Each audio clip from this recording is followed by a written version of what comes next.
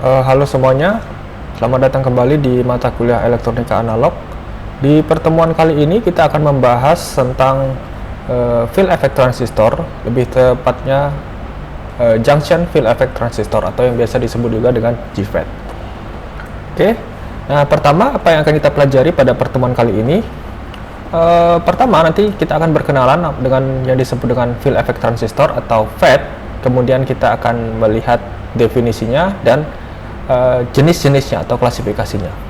Lalu yang kedua kita akan belajar bagaimana prinsip kerja dasar dari si JFET tersebut.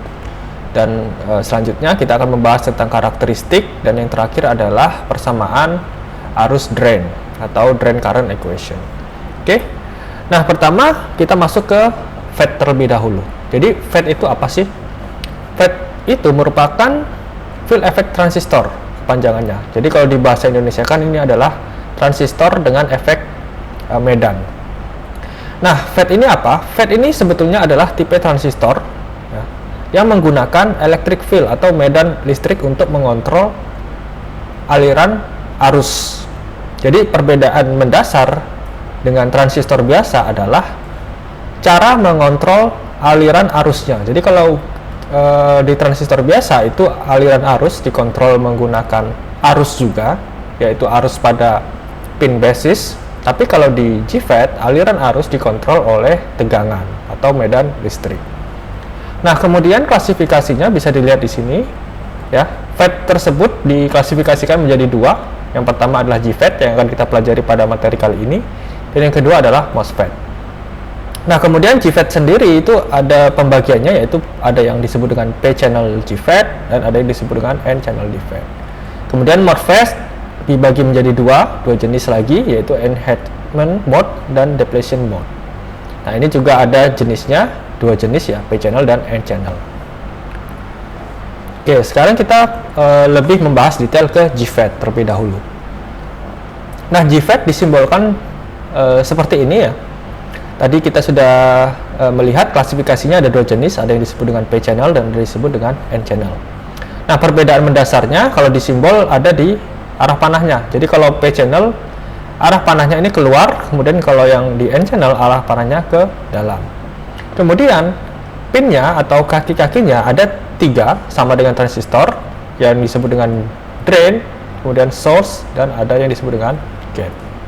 Nah, kaki pada JFET ini pada dasarnya memiliki persamaan dengan fungsi kaki pada transistor. Jadi kalau di transistor itu ada pin basis, maka di JFET dia disebut dengan pin gate.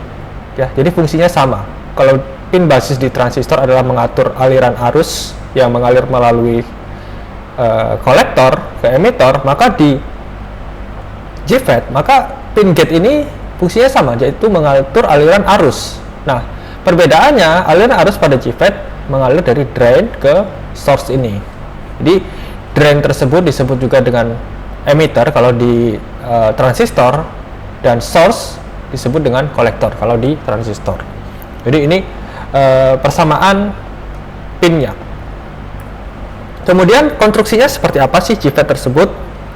Nah, kalau dilihat di gambar ini, jadi biasanya di JFET digambarkan dengan dua jenis ya. Yang pertama yang di atas ini, yang kedua dengan yang di bawah. Nah, pada dasarnya sama.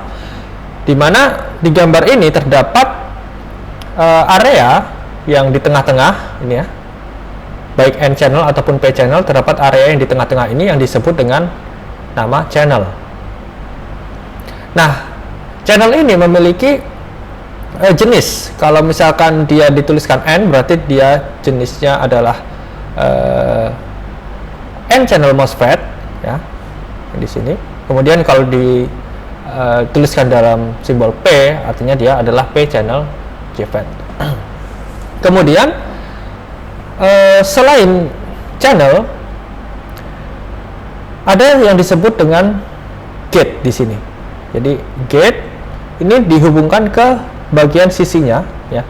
Di bagian sisinya ini ada P di masing-masing sampingnya ini. Kalau dia N-channel MOSFET, maka gate-nya ini selalu berlawanan dengan jenis channelnya. Jadi kalau jenis channelnya N, maka gate-nya pasti P. Kalau jenis channelnya P, maka gate-nya pasti N. Nah, gate ini secara konstruksi dia terhubung. Jadi gate P yang di kiri dan gate P yang di kanan itu pada dasarnya terhubung seperti ini. Ada terminal atau ada sambungan. Tapi kalau di simbol tidak dituliskan seperti ini, atau di gambar ini tidak disebutkan seperti itu. Nah, kemudian channel ini terhubung ke dua terminal yang disebut drain dan source. Nah, channel inilah yang fungsinya mengalirkan arus nantinya. Sementara gate yang fungsinya tadi mengontrol arus. Oke, sekarang kita masuk ke cara kerjanya. Nah, di gambar sebelumnya di sini ada yang disebut gate tadi ya. Kalau ini adalah N channel ya, maka gate-nya adalah P, dan di sini juga ada P. Nah, di sisi tepi dari gate ini itu ada yang disebut dengan depletion zone. Ya. Depletion zone. Fungsinya depletion zone ini adalah membesar dan mengecil. Jadi dia memiliki fungsi untuk bisa melebar ya dan mengecil. Nah, fungsi tersebut gunanya untuk apa? Gunanya untuk membatasi area yang di tengah ini, channel ini.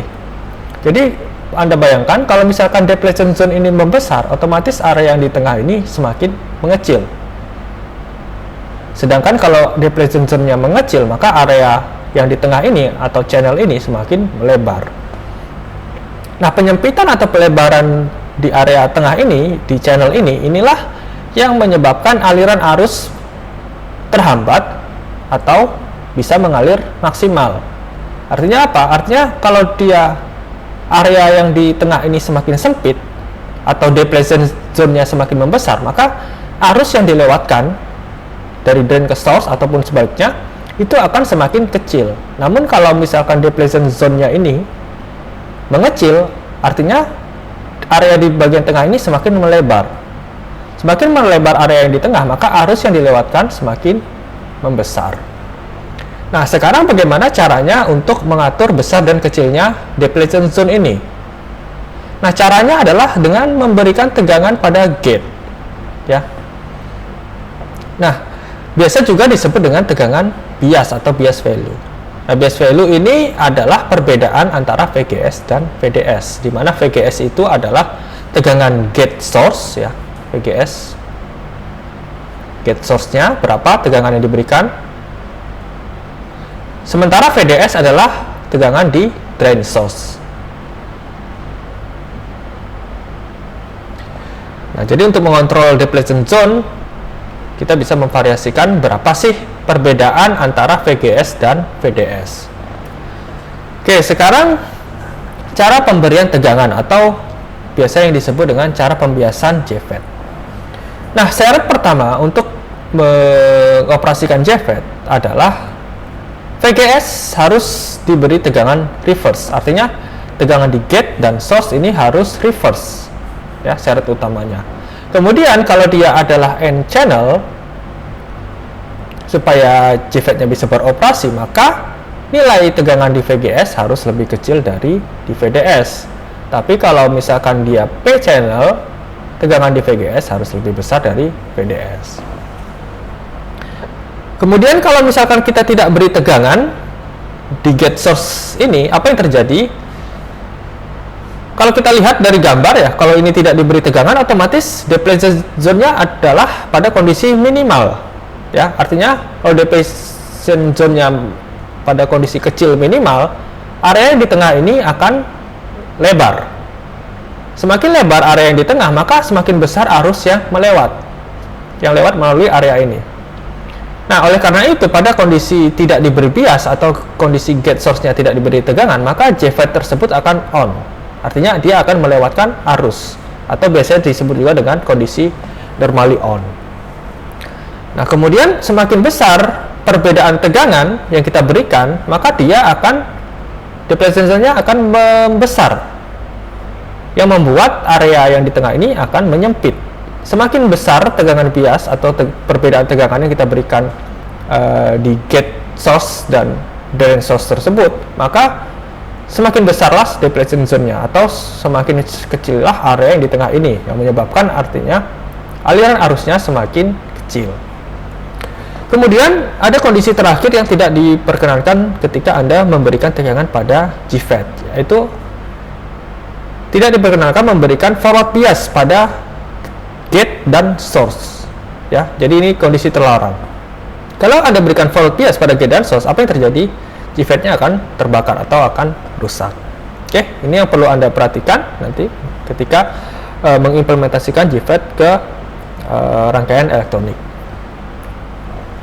Kemudian kita masuk ke dua cara pembiasan JFET. Nah, tadi sudah disebutkan cara untuk membesarkan atau mengecilkan depletion zone yang ada di gate ini adalah memberikan tegangan bias, di mana tegangan bias itu adalah perbedaan tegangan antara VDS dan VGS.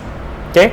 Nah, untuk membuat perbedaan tegangan ada dua cara, berarti kan kita bisa men-set VDS-nya fix, kemudian merubah nilai VGS atau menjadikan VGS variabel, dan yang kedua adalah membuat VGS-nya fix dan menjadikan VDS variabel. Oke. Nah, pertama kalau kita jadikan VDS-nya fix, sebagai contoh di sini kita set VDS-nya 0 volt. Kemudian kita set atau kita adjust nilai VGS menjadi -1. Maka perbedaan tegangan di sini adalah 1 volt. Oke, perbedaan tegangan 1 volt. Kemudian kita lihat syaratnya tadi. Tegangan gate source harus reverse bias. Di sini gate-nya P mendapat terminal negatif dan source mendapat terminal positif. Syaratnya sudah terpenuhi. Kemudian kalau dia N channel, maka VGS harus lebih kecil dari VDS. VGS-nya -1 dan VDS-nya 0. Berarti syaratnya juga sudah terpenuhi. Maka ini bisa diimplementasikan. Atau yang kedua seperti ini. VGS-nya kita set fix, di sini 0 volt, kemudian VDS-nya kita variasikan. Ya. Kalau di sini kita set 1 volt.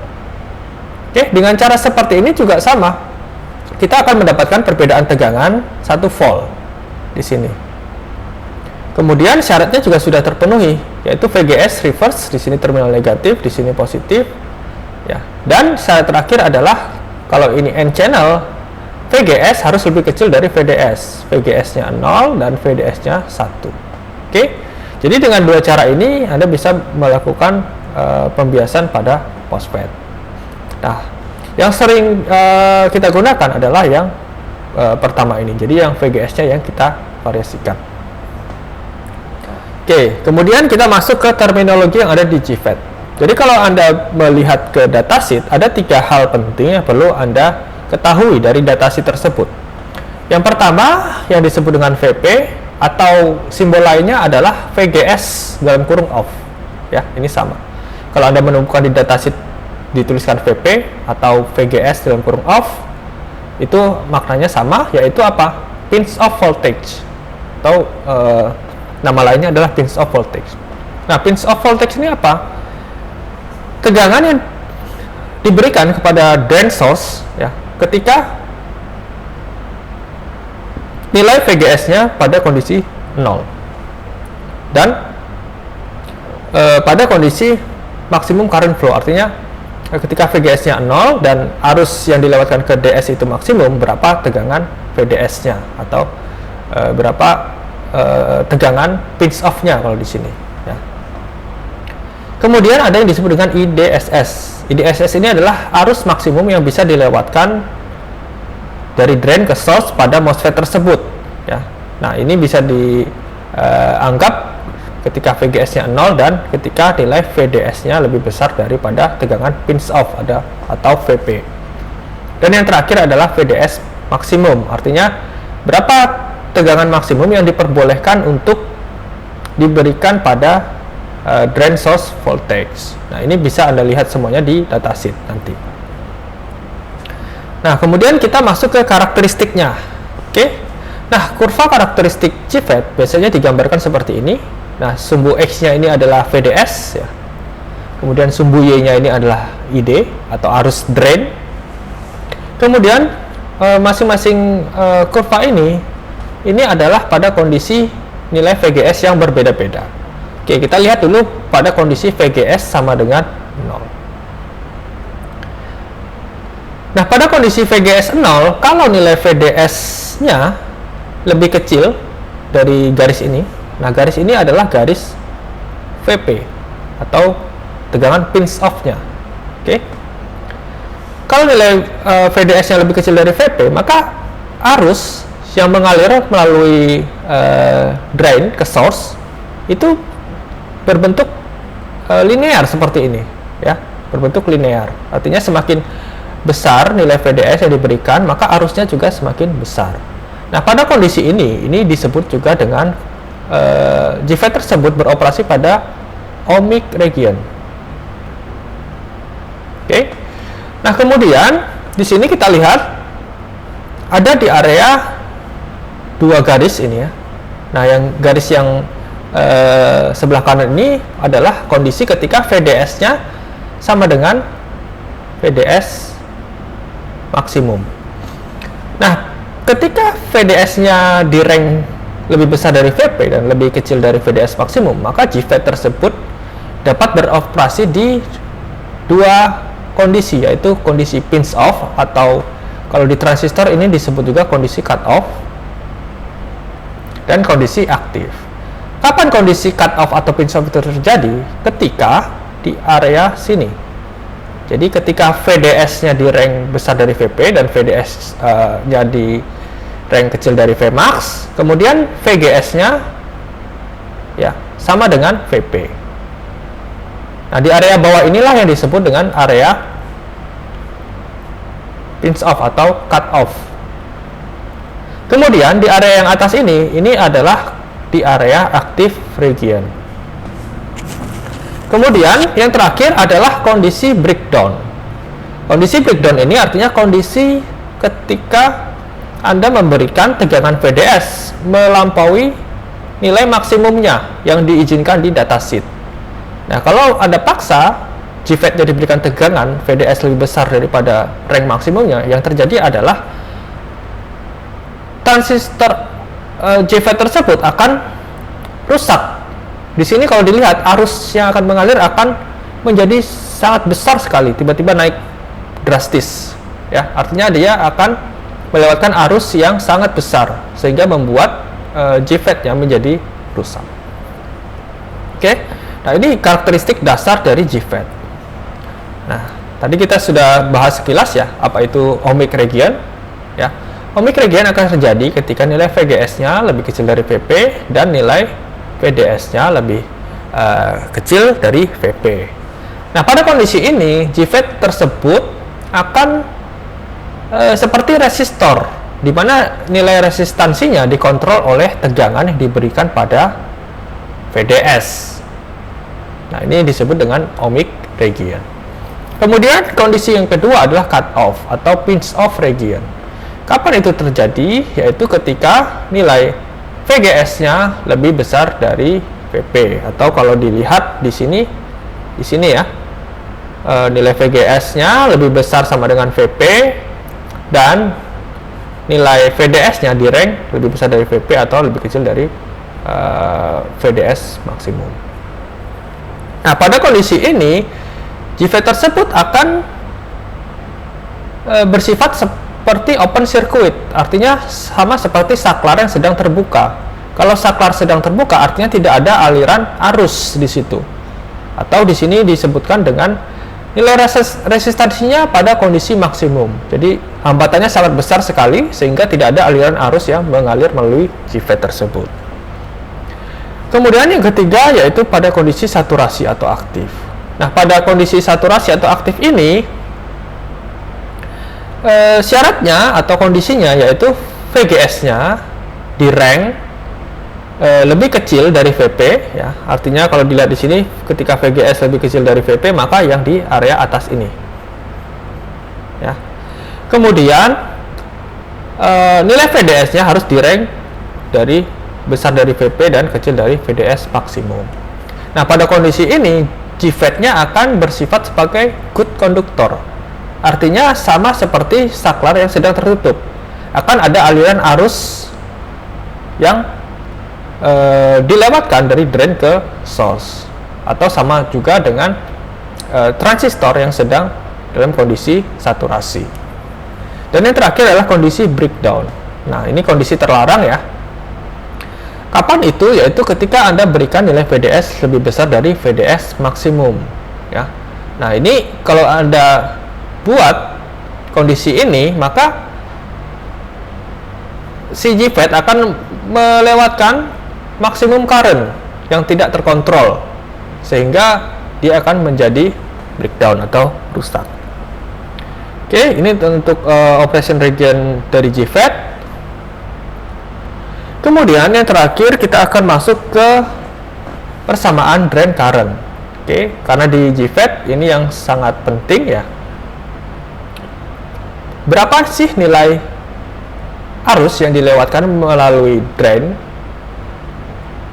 Bagaimana cara mencarinya? Bisa dilihat dari rumus ini. Jadi arus yang melewati drain ke source itu bisa dirumuskan dengan IDSS atau arus drain source maksimumnya berapa dikali 1 dikurang VGS, berapa tegangan yang diberikan ke gate source, dibagi dengan VP, tegangan pinch off-nya, kemudian dikuadratkan.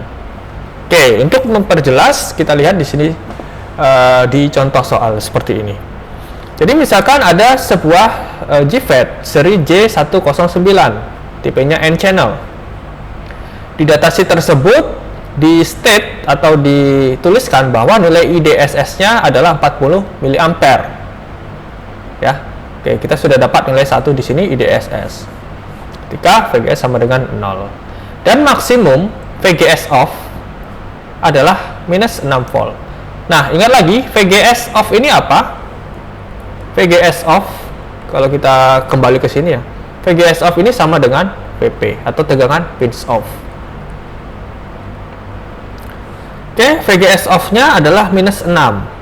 Kemudian, gunakan nilai ini untuk mengkalkulasi arus drain ketika nilai VGS yang diberikan adalah minus 5 volt. Oke, kita tinggal masukkan ke rumus yang ini ya. Seperti ini, IDSS-nya tadi 0,04, kemudian VGS-nya minus 5, VP-nya minus 6, dikuadratkan, maka dapatlah nilai akhir, yaitu arus drain-nya atau arus yang mengalir melalui drain ke source adalah 1,1 mA. Oke, simple ya. Oke, untuk materi kali ini saya cukupkan sampai di sini. Jika ada pertanyaan atau yang kurang jelas, silahkan ditanyakan melalui forum atau grup chat di Discord. Oke, terima kasih.